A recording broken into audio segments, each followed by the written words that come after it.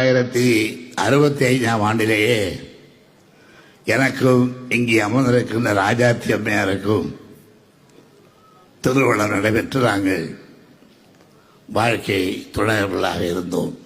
ஆனால் இது ஊருக்கெல்லாம் தெரியும், என்னுடைய வீட்டுக்கு மாத்திரம் தெரியாது. அறிஞர் அண்ணாவுக்கே தெரியும். அவருடைய அனுமதி பெற்றுத்தான் அந்த மணவிழா நடந்தது. அண்ணா அவருடைய வாழ்த்தோடு தான். என்னுடைய வீட்டுக்கு தெரியாது, என்னுடைய மனைவிக்கு தயாளமையாருக்கு தெரியாது.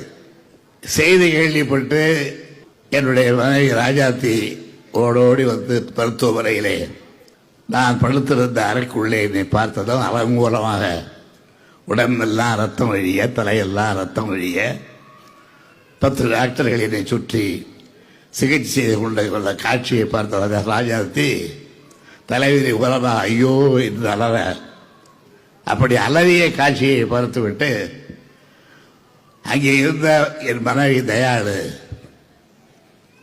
பக்கத்தில் இருந்த மனோரமாவை கற்றுகிறார். யார் அது இப்படி இருந்து அலறுகிறார்களே என்று. அப்பொழுது அவர்கள் காட்டி கொடுத்திருக்கிறார்கள் என்னை.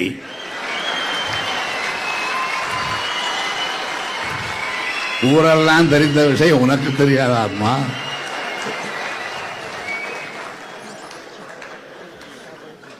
இவர்தான் ராஜாத்தி அம்மா.